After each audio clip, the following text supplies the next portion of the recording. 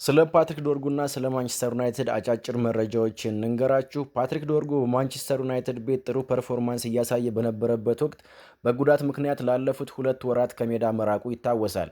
ታዲያ በወርሃ ጥር ከአርሰናል ጋር በነበረው ጨዋታ ላይ ጉዳት ካስተናገደ ጀምሮ ዶርጉ በካሪንግተን ከዩናይትድ የሕክምና ባለሙያዎች ጋር ጠንክሮ ሲሰራ ቆይቷል።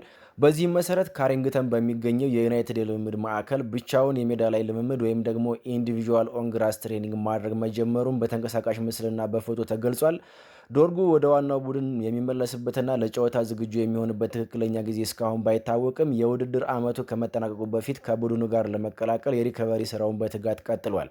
ኤፕሪል 13 ማንቸስተር ዩናይትድ ከሊድስ ጋር እስከሚጫወት ድረስ የዩናይትድ ተጫዋቾች በደብሊን ኤርላንድ ከፍተኛ ልምምድ እየሰሩ ይቆያሉ ተብሏል። እንደሚታወቀው ዩናይትድ በጨዋታ ቁጥር ማነስ ምክንያት ተጫዋቾቹ ረጅም የረፍት ጊዜ ያላቸው። ማንቸስተር ዩናይትድ 7 የሊግ ጨዋታዎች እየቀሩት በፕሪሚየር ሊጉ 3ኛ ደረጃ ላይ ይገኛል። ለቀጣይ የውድድር ዓመት የሻምፒዮንስ ሊግ ተሳትፎን ለማረጋገጥ ካሪክና የዩናይትድ ሰዎች ከፍተኛ ልምምድ ወይም ደግሞ ሃይ ኢንተንሲቲ ትሬኒንግ መስራት አስፈላጊ ነው ብለው ያምናሉ። በዚህ መሰረት የዩናይትድ ተጫዋቾችና አሰልጣኞች ነገ ሰኞ ወደ ደብሊን ኤርላንድ ያቀናሉ።